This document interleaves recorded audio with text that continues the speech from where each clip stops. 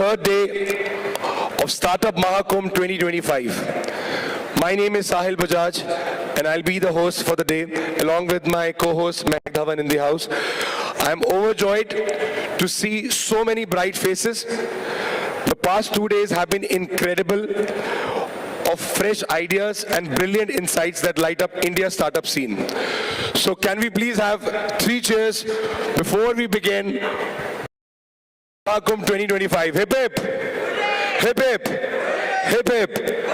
Yes, we'll keep up the same energy throughout the day. And it's time to introduce the high-spirited panelists on stage with us. Is about startups driving innovation and R&D for Viksit Bharat 2047 that we are talking. We launch into startups driving innovation and R&D for Viksit Bharat. Our brilliant moderator, Shri Sanjeev Kumar Gupta, CEO of Karnataka Digital Economy Mission, KDEM, will lead this deep dive. And we would like to thank Mr. Gupta for joining us here. It's time to meet our powerhouse panelists. So let me take a pleasure and invite them on stage. And definitely I want all your claps as we invite them on stage. So ladies and gentlemen, put your hands together for Mr. Vikram Gupta, founder of IVY Group. Ideas with your innovative spirit. We also have Mr. Naganand Doraswamy, partner and founder of Idea Spring Capital. Thank you so much for nurturing dreams and brilliant startups. From Dr. Arvind Gupta, CEO of Digital India Foundation. Sir, your efforts in driving digital change are truly appreciated. And we also have Shri Paneer Selvam Madan Gopal. Thank you, Mehak. And of course, our moderator, Mr. Sanjeev Kumar Gupta again. Sanjeev ji, what a fresh morning and high-spirited panelists, as I can see already on the stage. We are surely looking forward for this panel discussion. Everyone, can we just make some noise? One more time. Begin the day. Let's begin the day. Over to our moderator. Thank you. Thank you so much. Are you charged up in the morning today? Lovely. You have this high-spirit panelist, which is the investor also here. The policy makers, the largest hub of the startups incubators are sitting here on the panel. And we're looking at a question mark on what? The question mark on R&D-led innovations and entrepreneurship coming out from the country. Well, हमें बड़ी खुशी है कि आज 1,25,000 plus startups हमारे पास हैं India में registered. 110 unicorns हैं. ताली बनती है इसके लिए. अगर 110 यूनिकॉर्न्स हैं और वो इतना अच्छा काम कर रहे हैं, तो फिर हमारा जो देश है वो 1% जीडीपी आरएनडी पे क्यों टिका हुआ है? जबकि यूएस जो है वो करीब 3% है और इजराइल जो है तकरीबन 5% आरएनडी पे काम करता है. और उस आरएनडी बजट के बेसिस पे इतने बेहतरीन प्रोडक्ट्स निकल के बाहर आते हैं, जहां पर आपको लगता है कि अगर हमें कहीं से कुछ कॉपी करना है तो शायद हम वहां लेके चले जाएंगे. और अगर ऐसा है तो कल एक जिक्र हो रहा था कि भारत का जो एंटरप्रेन्योरशिप सिस्टम डेवलप होगा 2047 में, वो कैसा होगा. एक वर्ड निकाल कि भारत का एंटरप्रेन्योरशिप इकोसिस्टम और इनोवेशन इकोसिस्टम, अरविंद जी, ऐसा होगा जैसे ध्रुव तारा, जो पूरे वर्ल्ड को दिशा दिखाएगा कि एंटरप्रेन्योरशिप इनोवेशन होता क्या है. तो अगर ऐसा है ना, होना है, तो मुझे इनसे कुछ सवालात करने हैं. और वो सवालात को जिस तरह से करने हैं कि बड़े short and crisp answers, but I want to understand that if entrepreneurship in the country, how do we do this? So my first question to Arvind ji is you. हम देश सोच रहे हैं कि $10 ट्रिलियन इकोनॉमी हमारी पैदा होगी हमारे देश से. उसमें अगर हम स्टार्टअप्स का योगदान देखें और हम देखें कि उसमें अकेला स्टार्टअप का योगदान नहीं बल्कि R&D लेड इनोवेशंस का योगदान कैसे होगा और क्या आप उसमें कितने पॉजिटिव हो कि वो हो गए रहेगा. I think we have the full Bharat represented here. देश के हर में लोग आए हैं और महाकुंभ का तात्पर्य यही होता है कि महाकुंभ, ये स्टार्टअप का महाकुंभ है. प्रयागराज में आपने देखा ही क्या हुआ है. सो देखिए, सबसे पहली थी सा हमारा जो पैनल डिस्कशन जो टॉपिक लिखा था वो उल्टा होना चाहिए। R&D led innovation for Viksit Bharat 2047, not the startups other way around. In the value chain, R&D has to come first. But मैं इससे पहले एक I want to make a very important statement. Noise and media around what is India doing in startups. See, we are doing everything. We live in an or world. We live in an and world. And world means what? We do startups which are frugal, R&D, deep tech, innovation. We do startups, 9 years ago when we started, 2016, we had 400 odd startups in India. आज भारत के अंदर 1,60,000 plus startups हैं, 120 unicorn हैं, हर तरह के हैं, 5,000 उसमें deep tech भी हैं, R&D लेड भी हैं। IIT मद्रास चले जाएं तो आपको लगेगा सिर्फ R&D लेड है। इतना बड़ा देश है कि हर कोने में एक कंट्री समा जाती है। तो we have 57% of the global real-time payments happen in India.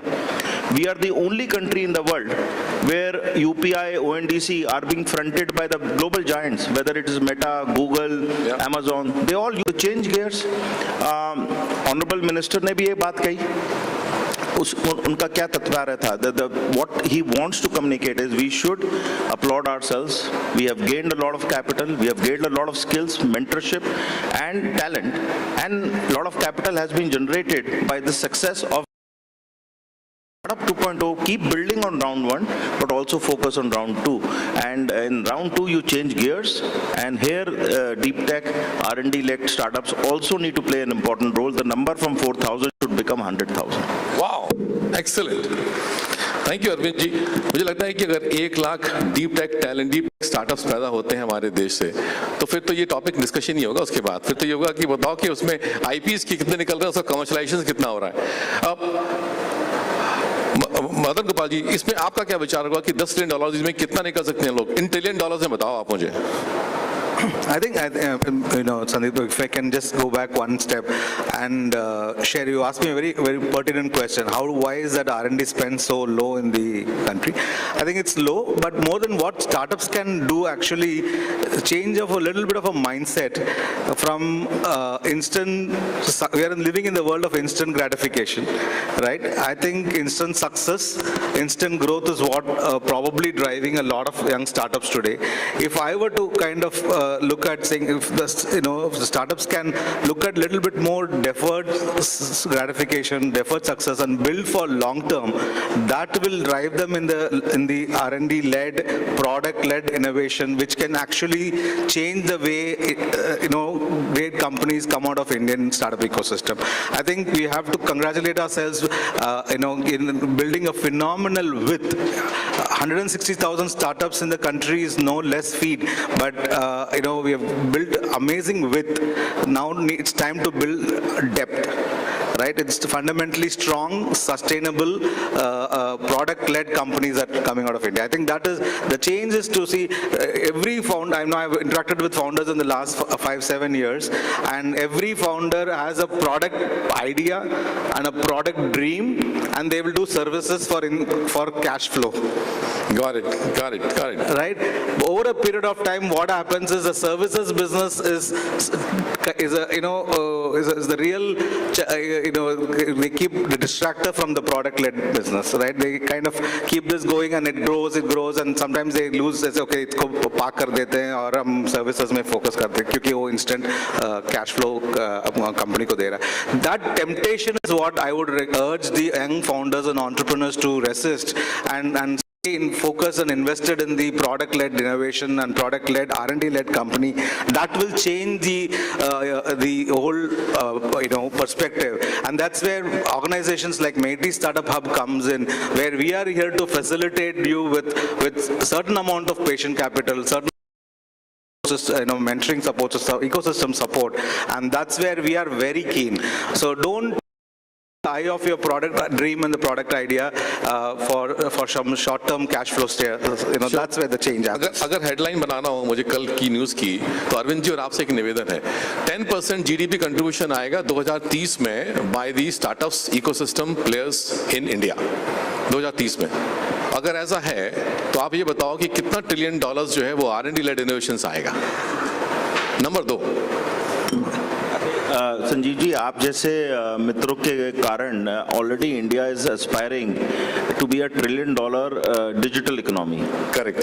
$1 trillion की digital economy out of the $5 trillion. Correct. उसके अंदर हमारा विजन होना चाहिए कि जब 10 ट्रिलियन के पहुंचे तो वो 10%, जो अभी हमारा 20% है, वो वैसे ही 25-30% हो जाए, तो हमारा $3 ट्रिलियन का टोटल डिजिटल इकोनॉमी हो, और उसके अंदर $1 trillion deep tech startups are lovely. Big hand applause for $1 trillion R&D led innovations ecosystem developing from the country as we go for a $10 trillion economy. एक क्वेश्चन पूछते हैं आपसे इसको, ठीक है? आपने बोला कुछ टेक के ऊपर काम हो रहा है। नागन जी और विक्रम जी, आपके लिए क्वेश्चन है। This is a question for you. Is if the roughly $5 billion has been raised by the deep tech startup players. Numbers could be 4.8 to 5 or 5.1. These are numbers which has been raised as a fund.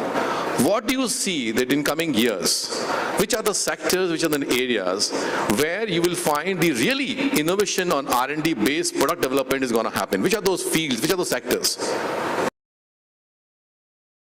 First of all, thank you so much. I think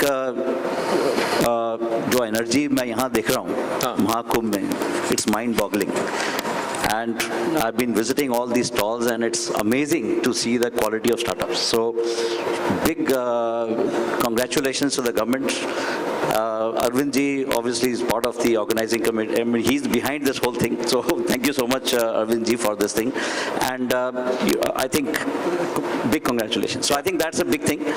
Now, coming to your point, so broadly speaking, if you look at the emerging tech and the deep tech,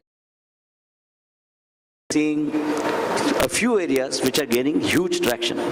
Now, space tech, defense tech, and of course AI, and now we are seeing semiconductors as a big area. We've been investing a lot of capital in these areas. India is very new in the game. But as Arvind ji rightly said, you know, I mean, if you look at the inflection which has happened over time, you know, 400 startups in 2006, we're talking about that number growing, and I personally believe next 10 years, minimum 500 unicorns will get added more. And I think just a unicorn, if you look at the 180 odd unicorns today in the country, we're talking about a $385 billion valuation. If you purely look at the valuation metric, at the kind of value which is getting created exponentially, and I think a major part of that is going to come from deep tech and emerging tech areas. And space tech में आप देख ही रहे हैं जो हो रहा है, जो Indian startups now are able to do you know, magic. We've seen Chandrayaan at such a low cost, and India has shown and demonstrated that innovation can happen at a much lower cost. So I think India is very uniquely positioned to not only innovate and show the examples to the world, but also innovate at a very low cost. Correct. I think which is very, very important. Very nice. So deep tech में आप बात करो, space tech की, defense tech की, and etc. are the areas and sectors. I just want to add one perspective to that. See, in product innovation, there will be some startups where R&D is not that deep. For example, if you look at Grow, Zero, the Freshworks, those are all awesome product innovation. As deep. Whereas if you look at other startups that have come off late, you know, whether, you know, you're looking at space tech or whatever, R&D is required to bring a product to the market. I think there has to be a balance, right? You have a business innovation set of startups which is very important. You need to continue to support it. You have product innovation startups that are not as deep tech, but you still need that. And deep tech is very, very hard because the market in India has to develop. The talent has to develop, right? Because in my own mental model, I say B-tech, you can do business innovation, M-tech, you can do enterprise or product innovation, and then you get to, these are the three segments. But Mr. Nagan, you know, the business models development and creating those startups in ecosystem. And you'll keep seeing that, right? Because but the product nation agar banna hai, so we have to focus on our R&D. No doubt. No, see, for example, whereas Idea Spring invests in only product innovation. Yeah. But I'm saying you require everything. As a fund, my complete thesis is only product innovation. But we cannot just leave with just saying, forget everything else, just do this, right? I think there has to be a balance between It's the an three. and world. Okay. It's an and, A&D. All computer scientists here, anybody in computer science? And Many. And some कोई coding वोडिंग नहीं करते हैं यहाँ पर सब लोग and समझते हैं ना एंड है ये दिस इज नॉट अ और world that's what And the other area, okay, because if you look at, in my own experience, in Fund 1, out of 16, only 2 were deep tech/science. In Fund 2, out of 17, 9 are deep tech or science, right? And in Fund 2, we have invested in companies in. I think we are seeing a huge uptick in sciences. So I think we should add science. But I think India will be killing in that space going forward. Very nice. Science part is taken a very different one. We have a larger STEM graduates which comes out, so they're qualified engineers or graduates. Question 2, coming back is Digital India is looking at creating various missions, AI mission, quantum missions, etc. How do you see, Arvindji and Panirji, is that how can startup can align with these missions while doing or academic institutions also can align with this mission for an R&D and R&D-led innovations to the product development? And as everybody said, I am going to repeat, government in India is providing 3 things, and we should be very, very clear on this to startups. Number 1 is patient capital. There is a 10,000 plus crore fund of funds, bless you, invested in all the venture capitalists sitting here, right? Am I right in saying that? Once, thrice in Vikram's, at least twice here in this. This is putting its own money into all the things we are talking about. 2, the government is providing the marketplace. You can go to GEM, which is one of the sponsors. You can sell your products there. We buy a lot of defense, consumer, a lot of things from startups now. They get preferential. But third thing is what you asked, Sanjeevji. The third thing is, apart from all of this, the government is providing as much as enabling platforms. Okay, you talked about the AI mission, the quantum mission. What is this? This is R&D happening, industry, public partnership, UPI, ONDC. What is this? These are platforms. The AI mission also provides the Aravat cloud, which enables people students, entrepreneurs not to burn 70% of their dollars that they have raised, their grant money or their venture capital money on just buying cloud services. You can buy good computing. Or not even buy, you will get as grants from the government. So the government provides all the basic foundational infrastructure for you, open data, part of the AI coach of AI mission. However, we have where you really spend your money on doing actual R&D and actual innovation, and test beds are available for you, data sets are available to you, compute power is available to you. Sorry, my computer scientist part of me is talking now.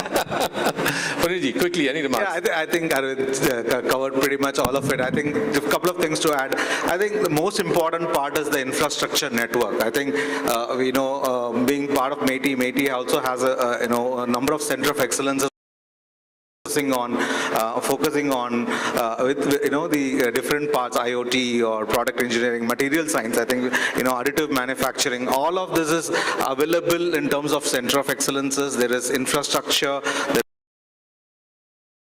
To have an organization called STPI. We again have about almost 64 locations across the country with 24 center of excellences. So there is a huge amount of infrastructure support, knowledge support. As I said, the sandbox environment, be it in RBI Innovation Hub, be it IRDA Innovation. There's huge support system in terms of sandbox environment and PCI. All of them are available apart from the center of excellences, and of course, last but not the least, the funding. Alone has funded out 100 startups in the country today. So we have probably a decent amount of portfolio that we are holding. So all of this is available. They need to kind of be focused to utilize in a structured manner.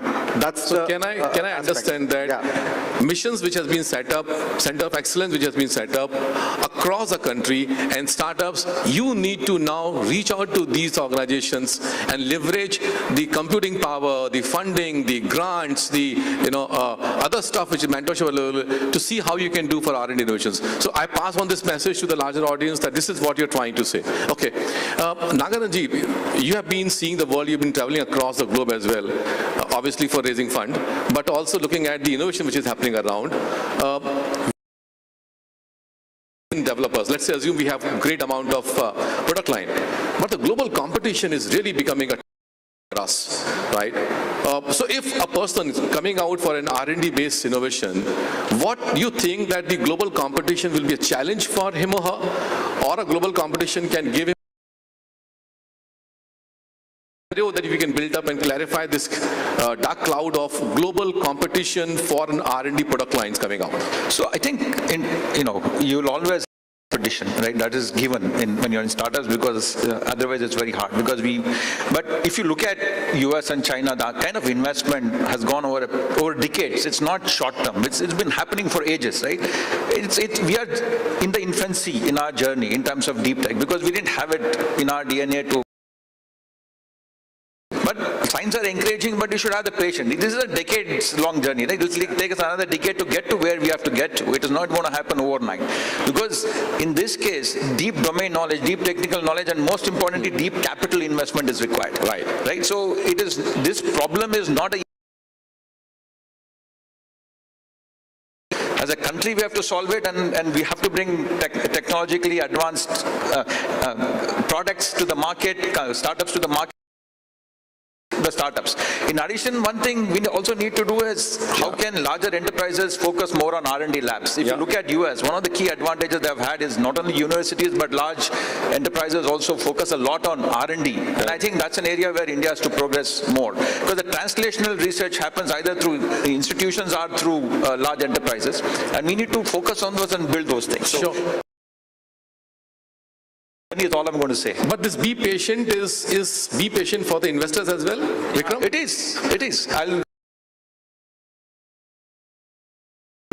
So as venture capital investors, we have a cycle of typically 10 to plus 2 years, 12 years, right? When you're looking at R&D, you have to have a lot of patience, right? So there's a lot of patient capital that has to go in. So there are, obviously we invest in a lot in innovation, and we look for ideas which have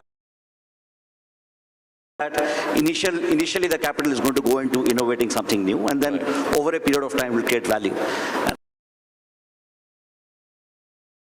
We actually collaborate a lot with IITs. Right. In fact, part of our fund goes back as endowment to the IITs.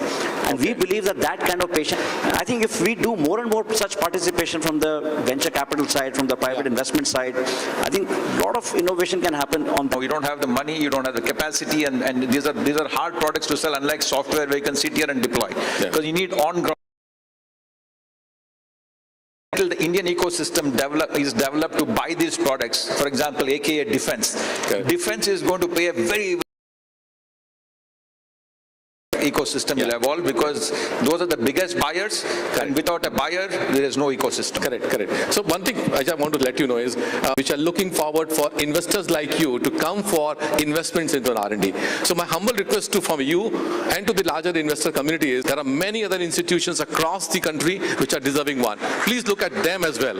So this is a larger message that I want to give. Hold on. It has been done by the central government, Preferential Market Access Program. State governments are doing a similar exercise here. But Arvind, digital mission, where if a deep tech R&D led innovation coming up, the first customer will be the government. Two things. As long as there is good quality and there is a need, startups get a preferential treatment. I'm against Government of India is not going to create the next deep tech startups or defense vehicle. Right. So let me say this to all the entrepreneurs, future entrepreneurs present here. If you have a good product that solves for the Government of India is your first and most eager buyer.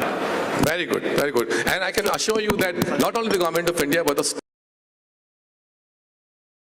Very quickly, one, otherwise time is short. Yeah, I think, we at MeitY already have started procuring from our startups because we put our money where our mouth is for the government buyers to buy from them. If I can quickly add, Yeah. IDEX and BIRAC are a boon. Yes. Very 10-second answer, okay? Naganan, to you. If you had to suggest one moon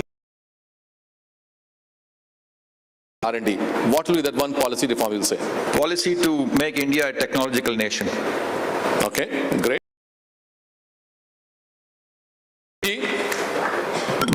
If you had to, no, I will come back to you later. Vikram, one bold action or initiative you believe will propel India's startup. One bold step. I think a major reforms in taxation policies for startups is required. Okay. Manoj, what is the one advice you would like to give us startups to look at from a startup hub, right? One advice for them to say innovation and R&D is the right place. Why? It's not a suggestion, it's only probably a wish. I think we should build for Bharat. I think we have 1.4 billion problems to solve. I think that the whole idea of building for Bharat, the tier 2, tier 3 cities focus. That's where the real opportunity lies. I think that's where startups should really focus. Arvind ji, last question.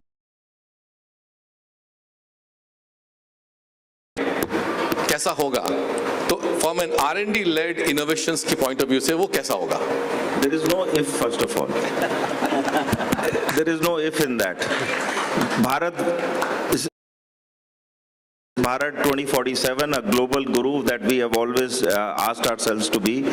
And देखिए 5 साल, 10 साल आज की दुनिया का नाम नहीं सुना था, आज AI मेन स्ट्रीम हो गया है. जब our vision should be कि we should but also Viksit Bharat, and we have a huge heritage of doing research, innovation.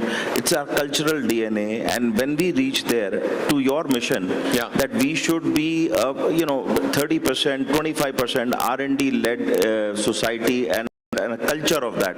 We shouldn't be discussing this in 2047. Lovely. Thank you so much, ladies and gentlemen, and thank you so much, panelists. But do have the moderator is not a choice, but the facilitator has a choice to pick up the person. Sir, You have a choice to pick up. I have a choice? Yeah, pick up. You have put me in a very difficult situation, but okay, I'll go with you. Thank you. Thank you for giving me a chance.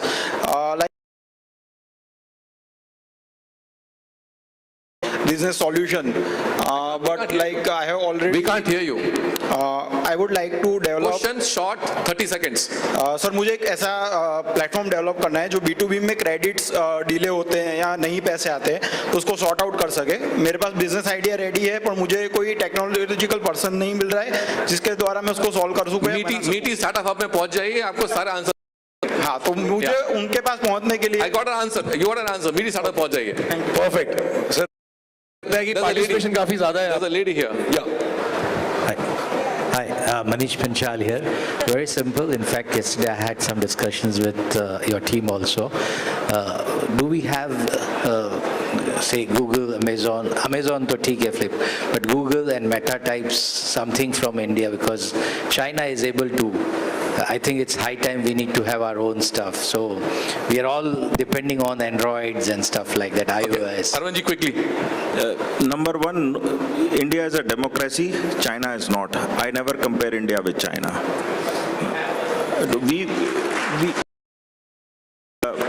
We have bigger than China, by the way. Okay, and we don't somehow in our own common sense recognize it. UPI does 57% of the global payments every day. 57 is much higher than the rest of the world. So we are higher than China any day. Thank you so much, ladies and gentlemen. We can't take any more questions. Over to our moderator. Okay, last question. Fine. Hi, just one question that I had. This is for Madan Gopal sir. Will AI innovation in India follow the sandboxing framework that we have seen in fintech? Will AI mission have a sandboxes to, Will AI innovation in India have a sandboxing framework that we have seen in the financial sector? Yeah, sure, definitely.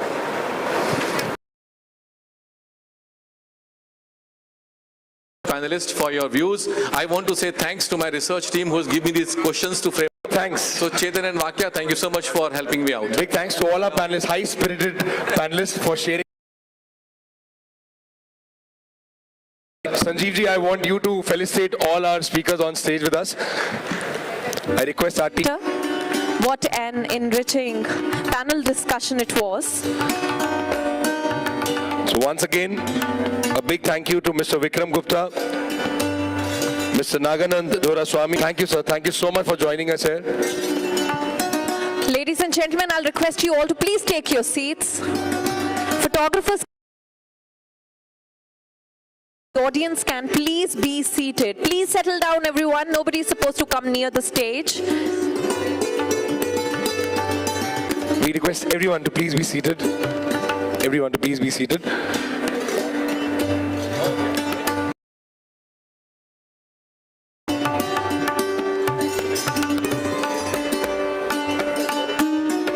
Sanjeev ji, thank you so much for a fantastic moderation. What a great start. What a great start. What a great start. All right. Well, with this, ladies and the next panel discussion for the day. So get set ready for another enriching session. But I want. Are we all Let's set hear for the it next out. session? Keep up the same energy. Give them some more time. Probably, I think we are ready. I think more visible view of the stage, and you can hear. We all the speakers. So probably joining us in the front to talk to them won't be possible. So I request you guys, you can, if you could meet and greet them Outside. Yeah. outside. Yes. We are all set. Startup We're all Mahakumbh. set. Those are Absolutely. purchased. Day 3. Day 3, and we are done with our first session. So I am not going to make everyone wait for a long time. So ladies and gentlemen, get set ready for the next topic. It is liquidity and 2 million jobs for India. Well, for this session, we have a moderator, and I would like to take a pleasure and invite her on stage. She is Soumya Singh Rathod, co-founder Winso Games. Ladies and gentlemen, let's give it up and call our... Happy to have you at Startup Mahakumbh 2025. A very warm welcome to you, Soumya. Ladies and gentlemen, with this, let's for this panel discussion, I want everyone to please keep it up, put your hands together as we have Saloni Sehgal, founder and managing partner, Lumikai. Let's give it up, everyone. Come on, let's hear some noise. Let's call our next panelist on stage. We have Pawan Nanda, co-founder, Winso Games. Soumya, we are truly looking forward for this panel discussion, and we would like you to take over now. Thank you. Over to you. Namaste. Namaste and good morning, everybody. A very warm welcome to everybody for joining this session, and especially excited to meet Saloni and Pawan for this session. Truly look forward to your leadership, Saloni. A lot of entrepreneurs seek your first check. One of the most loved funds of the country in gaming as an ecosystem. And congratulations, Pawan, for co-building this beautiful brand called Winso. Congratulations to you too, Soumya. Looking forward to this conversation. Saloni, I'll start with you to deconstruct these numbers that we are talking about. 60 billion opportunity, 26 billion worth of IPOs ready to be, unlock the investor value. And of course, 2 million opportunity jobs created for young people in this country. Could you help us understand, what are these numbers really about? Sure. Thank you so much, Soumya. You guys have built such a tremendous brand, and you've kind of been stewards of the ecosystem. So it's such a pleasure to be here, chatting with both of you. India's gaming opportunity has now been much talked about, especially in the last 3 years, right? And if we were to look just at what the opportunity is today, leave aside what it is going to be in the future, but today, gaming has a $3.8 billion revenue pool. It is twice as big as Bollywood, and it is also bigger than cricket revenues. That is something that most people are unable to grapple their minds around, because an industry which is so new has taken on very, very entrenched religions, which is Bollywood and cricket for us as Indians. India largest mobile gaming market in the world. An average Indian spends anywhere between 10 to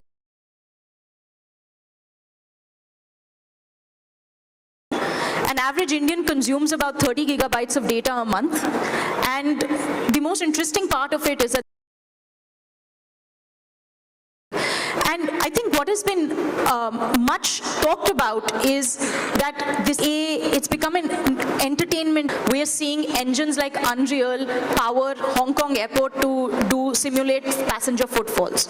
We're seeing game and how much value creation can it be, not just in gaming as a sector alone, but what it means for animation VFX, what it means for the film and media industry.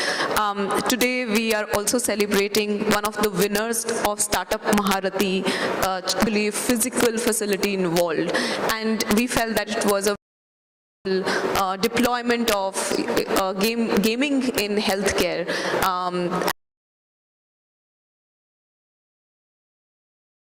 India's consumption is very well known. We have become the world's capital in content consumption, whether it's gaming or whether it's creator economy.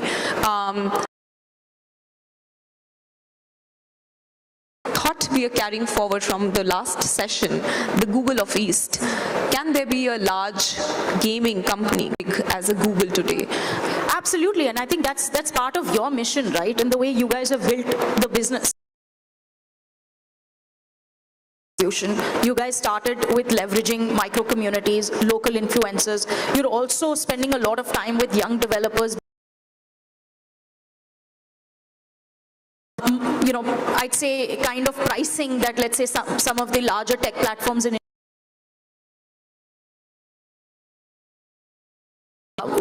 I think what is the missing link is been how does this, whether it's you guys or whether it's other indigenous companies from the ecosystem, how do they become larger, right? How do you get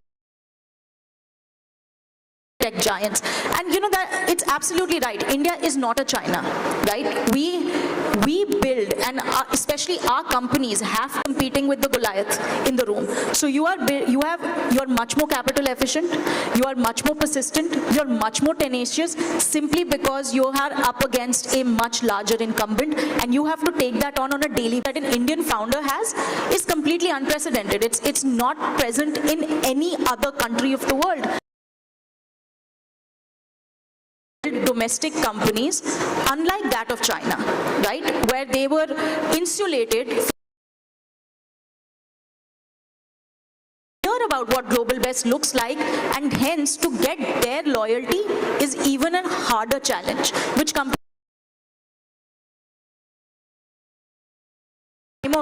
you guys are already there, but it's not a time of if it's going to happen. It's just how do you get to the next stage. And Pawan, coming to you, given that Saloni is very sure that there will be companies coming out of India that will rule the world of gaming, technology, consumer tech, IP on the global stage, and given now, how are you thinking of role of India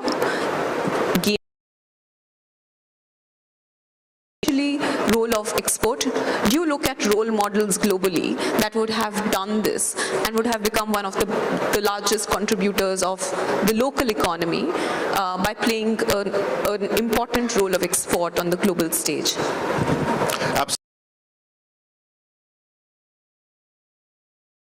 I think trade tariffs, the prowess, the strength of any country right now is on an, has been witnessed, has been out across the world. And interestingly, games, while being, of course, leading the charter on the entertainment side, like Saloni mentioned, games is now, that's the entertainment value. But let's not mistake this to be just an entertainment sector that knows no borders. You know, look at the startup ecosystem. 99% of the startups are actually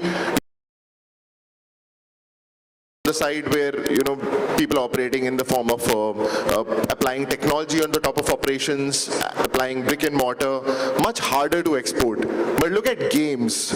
Games knows no boundary. You can right now open your Play Store or App Store. Of the top 10 games that you will see, probably 7 or 8 are not even made in India, because to actually take on them in their turfs, what will be required is, of course, quality content. The bar is high, the bar of success is really high, but then it's a mixture of technology and art. Gaming is about technology and art, and I think the rich cultural heritage, the soft power in terms of the art that India produces is second to none.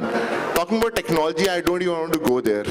I think the number of engineers that India produces is probably higher than the rest of the other world.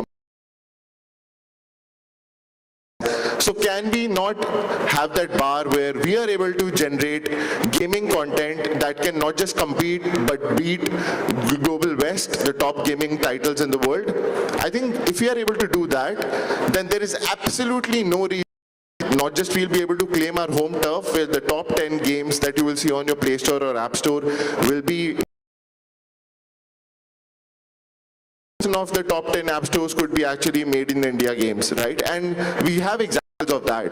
And for example, you look at countries like Turkey, Finland, Israel, really tiny countries with extremely low global domestic game consumption, but they are fully 90% of their gaming revenues is actually coming in from exports.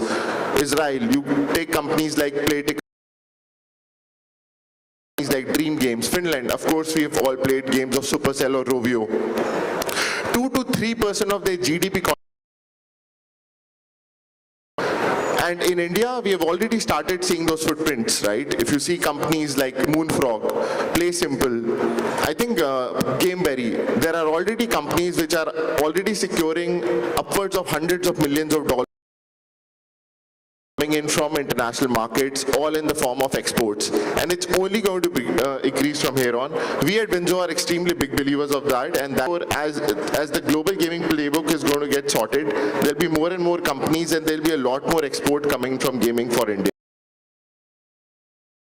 Given Saloni, export is a very important topic, and you have such a rich expertise yourself, especially understanding the gaming ecosystem.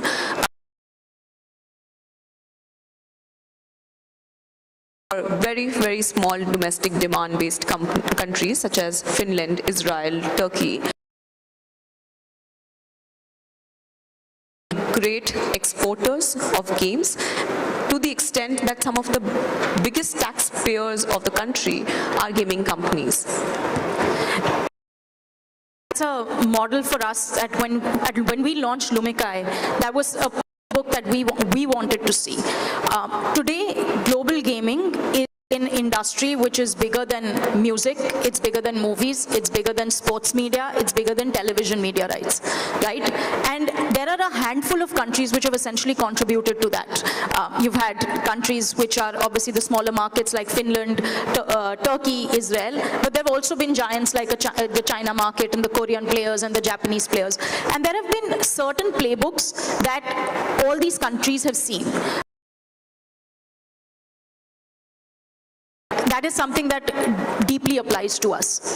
The second has been the fact of there have always been technology companies which essentially led to offshoot resulting in gaming companies being set up. In the case of China, it was Kingsoft Interactive. In the case of Finland, it was Nokia. In the case of UK, it was a lot of the developers being set up. Another major aspect was obviously on-ground government's game development has actually a lot of ancillary use cases in just tech.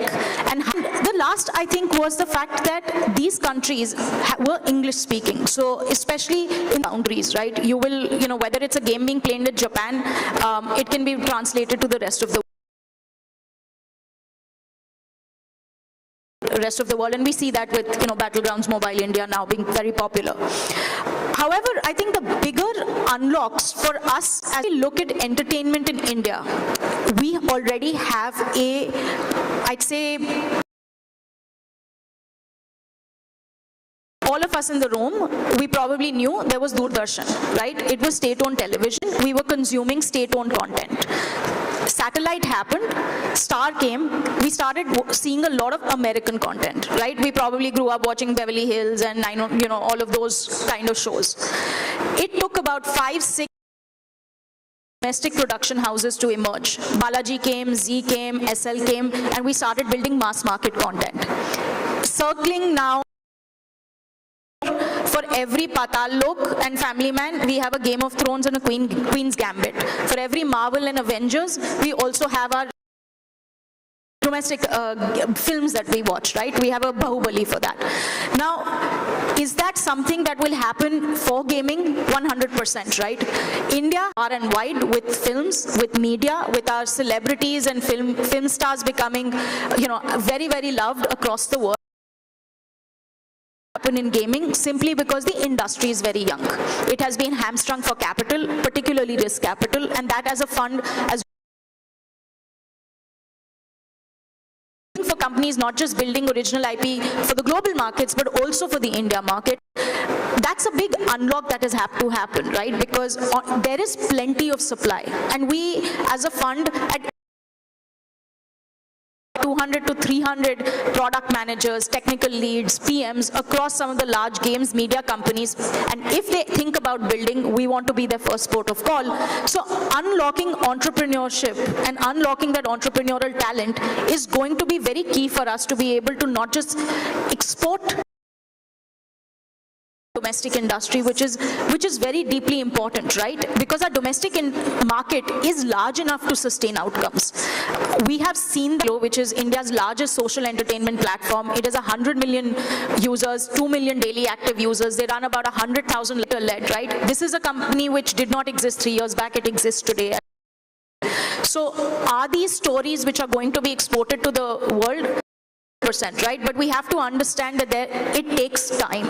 The other ecosystems have maybe 2 decades, 3 decades of expertise. Thank you, Saloni. Very powerful thoughts indeed. Gaming in Viksit Bharat, while we understand that our fundamentals are lining, especially in the domestic engineering talent, it is believed that the strongest fundamental is consumption. In India, for it to become one of the most pertinent markets where at India gaming ecosystem very, very seriously. What are some of the most important fundamentals outside of driven by the billion-plus population that we have? So I think there are a couple of things that the Western markets are increasingly getting saturated. Global gaming is growing at single digit, 2 to 3% in the global market. Year-on-year growth. So if you compound that and extrapolate that, it is a very, very large contributor. If you're a large strategic or a large financial investor, and if you're looking at yield to if you want to see where the next billion users are going to come from in the world, it is going to come from a market like India. But more importantly, I think if you were to break what that looks like from a foreign investor's lens, what are you looking at? You're looking at growth, you're looking at monetization, you're looking at technology innovation, you're looking at liquidity, you're looking at just depth of the entrepreneurial economy. Is this a market which is large enough to sustain? All of those raw materials exist in India at this point of time. It is now opportunity to lose, frankly. And that is something that we constantly tell founders, is that have bigger, bolder missions and ambitions. Be beholden to what the West builds. I think there's another big trend that we have noticed, especially with not just founders but consumers. Using digital decolonization. This is a term that we use internally, right? Indians are no longer ashamed of their national, becoming very large, very popular, speaking in their native languages. And there is a nation pride. There is also a confidence of whether it's a bold ambition. You're actually building the Windsor of India, right? And that is a mindset shift which has happened. And I think that is something that now foreign investors are looking at and saying, hey, this is a bold founder, bold Indian founder that we have not seen before. And also if you look at, let's say, the startup ecosystem for the first travel, we had to do shopping, we had to solve all, we had to do fintech, payments, we had to solve all of that before we could get to entertainment, right? And now we're at that, right about that time. Thank you, Saloni. Pawan, my last question to you. There's so many ingredients that Saloni has listed are just aligning. Great opportunity. World is there for us to win. However, she mentioned that access to capital for founders. The role of a leader in the gaming ecosystem is also to return capital, so that a lot more investors are looking at the ecosystem seriously as an opportunity that can create meaningful exits. 6 billion IPO number that our session talks about. What is role of already products in the market? How can they unlock the value that the investors have already put into the ecosystem, which is at the tune of 2.7 billion invested just, and a total of 3.2 billion. So, like you rightly said,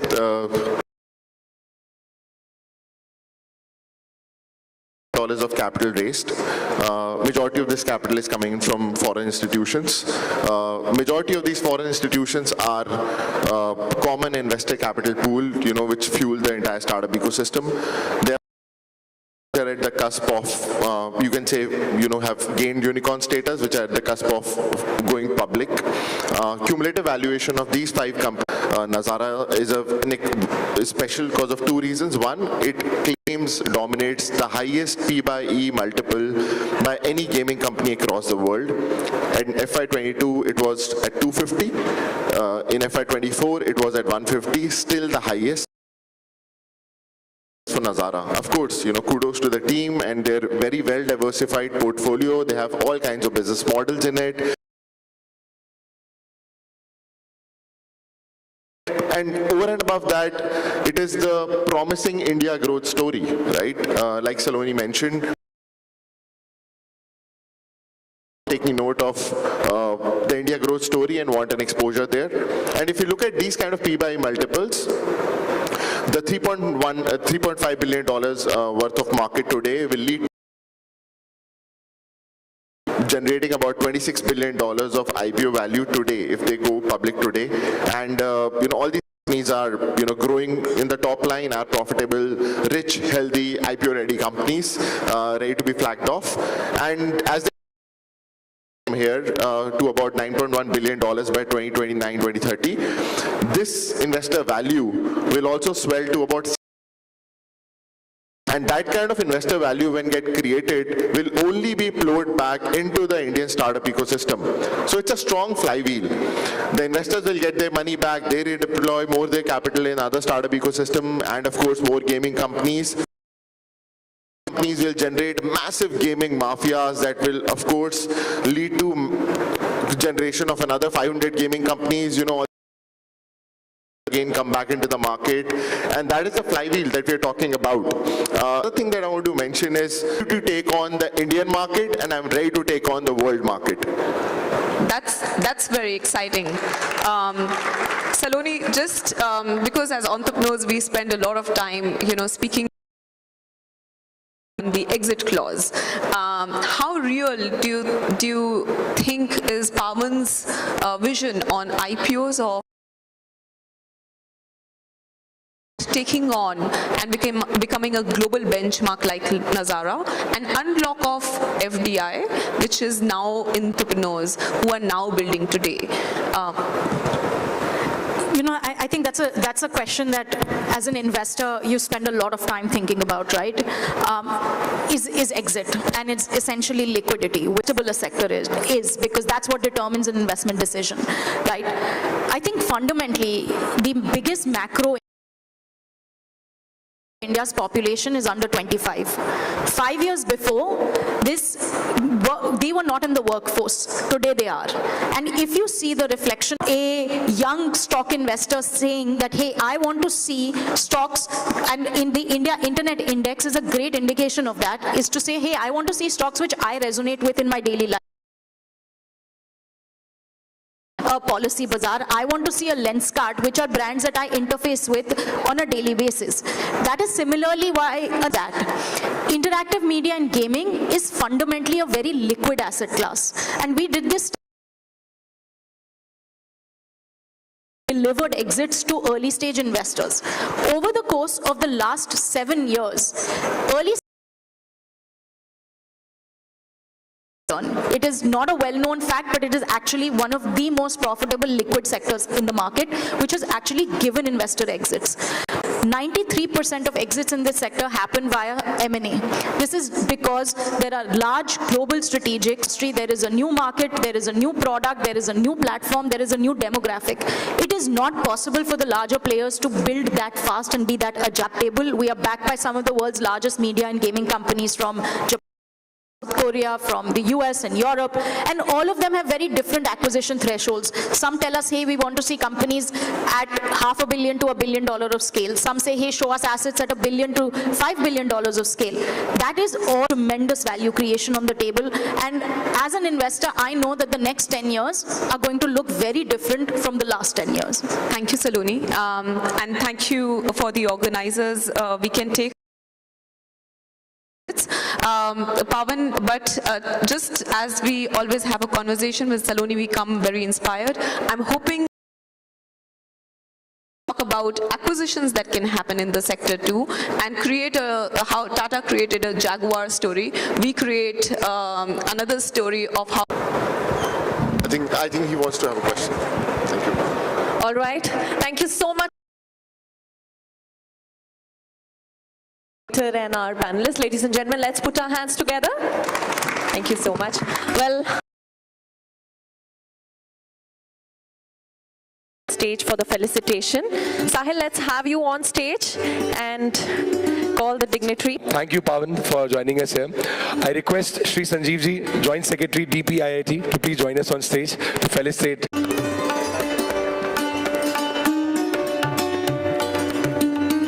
Thank you so much for doing such a wonderful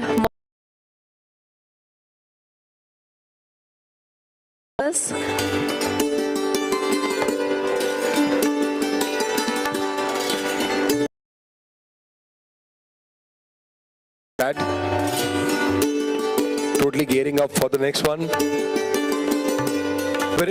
Looking forward for some more information. House full. I can see room full of people. We request everyone to please come together for a group picture. And while the group picture is taking place, ladies and gentlemen, let me tell you, next topic is again. Ladies and gentlemen, we are set to explore becoming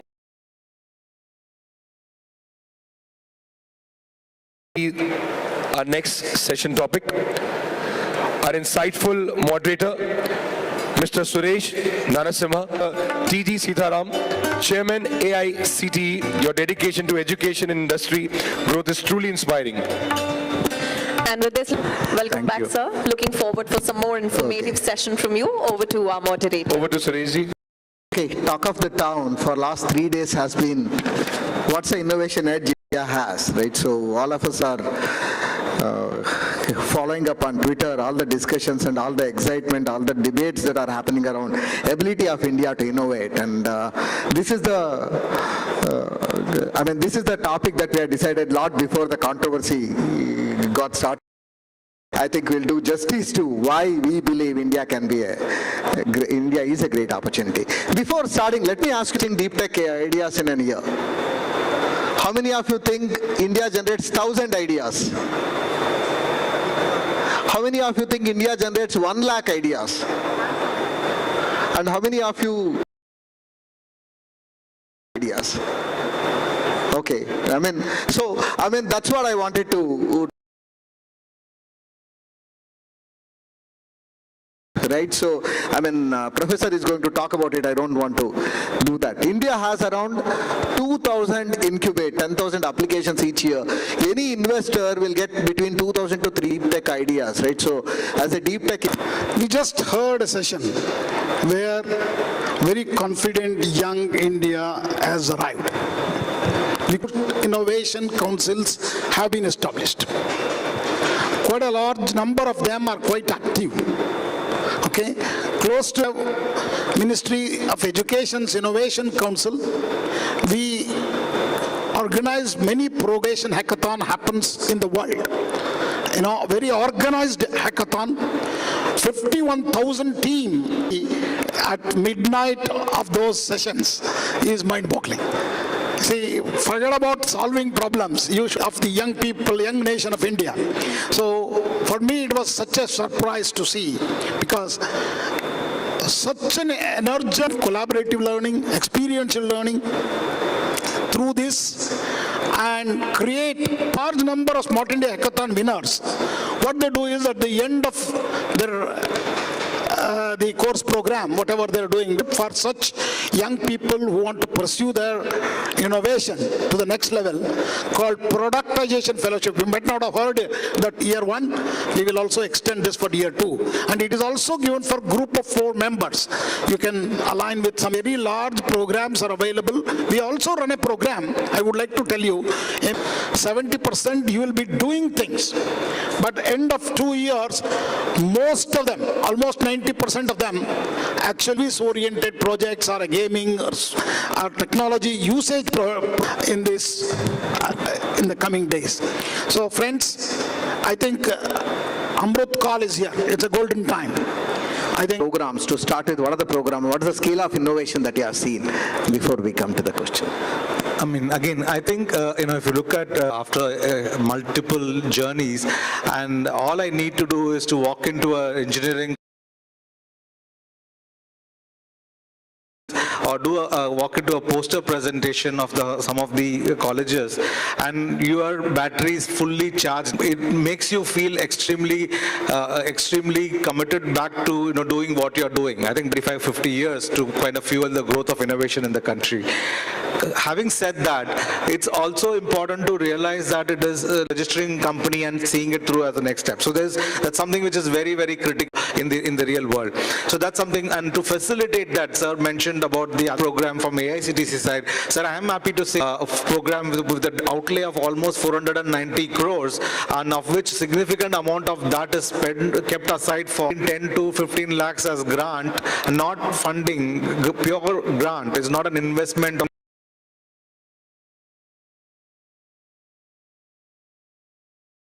Materials for your prototyping, get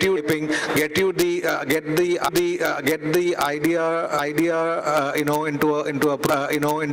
a prototype. And I compete with 5.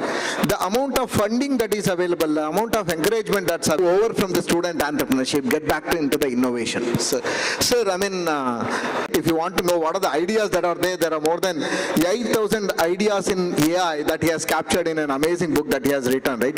I want you to spend some time around the kind of ideas that you are seeing from the faculties and students, right? What is the kind of innovation that you think is possible? Bill Gates in 1995, many of you might have read it, okay, when the World Wide Web and email came into picture to us in 93. Whether it is, engineering or social science, any area so we have covered that extensively in the Road Ahead 2.0. Okay, given how you can even apply AI to beautician, how beautician will use artificial intelligence, civil engineering, mechanical engineering problems, whether it is in sustainable water, sustainable energy, we are very proud. We need to change the narrative. These are not second and third grade engineering talent. Okay, and I was very happy to see that in the last session, 3 of the young people saying, we are institutes of Indian technologies. Okay, you can see that brand today of IITs is mind-boggling. But the number of the IITs are only 23. So I was a director of an IIT Guwahati. How many institutions? 14,000 institutions, close to about 1.2 crore students, and almost 6.5 lakh teachers. From assistants, 6.5 lakh professors. So we conduct, today we can proudly say that AICTE started as we are creating. We are also entering into school education. Okay, that at the class policy we have created through the MIC, and this policy is as early as 2017-18, and the degree colleges, BBA and BCA colleges, I am hoping to see large number of startups which are going to be successful soon. Right. Sir, I mean, that we are seeing. I want you to give a perspective in terms of what are the innovation that you are seeing, right, in the deep tech area. Sir, I think you had AI integrated in your organization long back than anybody else thought of AI. Having come to that, I think the whole perspective about innovation. Last year's Startup Mahakumbh, right? I met this startup who said, if you are a parent, you can have children in the virtual world, and right. So the spectrum of and not just ideas translating into execution is quite mind. We talk about AI, deep tech and all of that. There is something, the human ingenuity, that is always going to stay. Health tech and med tech is something that we're seeing some amazing innovations, sir. So the the cost of testing, as one of my startup in the MyStartup arena, deep tech arena, has come up with remote locations to hilly areas, to where for soldiers serving in the front end. Every domain in space tech, we all spoke about space tech in the previous panel.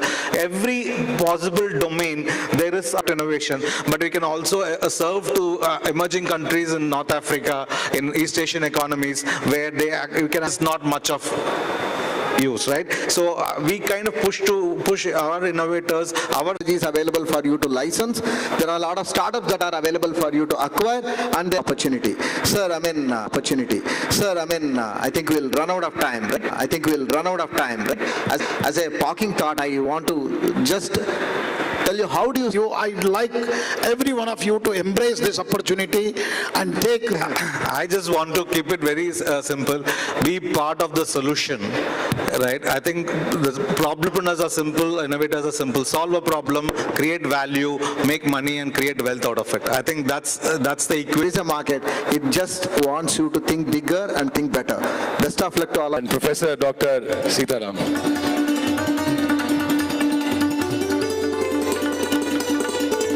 Madan sir, thank you, Professor Dr. Sitaram, for joining us here.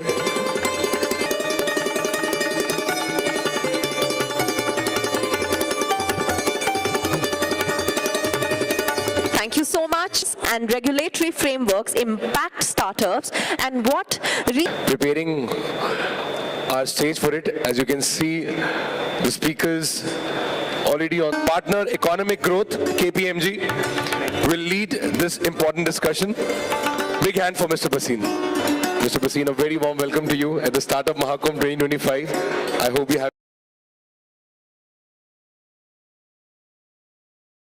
It's a pleasure. And audience, are we excited for the next one? Can I have a Competition Commission of India? A very warm welcome, sir. And we would like to thank you for sharing your clear insights on regulations. Now I would like to welcome on stage Shri Raman Chopra, Joint Secretary Mehta, Chairman Abhiyan Capital. Regulation. Then we have specifically thought together an interesting panel of policymakers without getting into much. A small disclosure, of inviting Mr. Rajat Mehta, eminent leader on the challenges, right? Challenges, entrepreneur. Because innovation and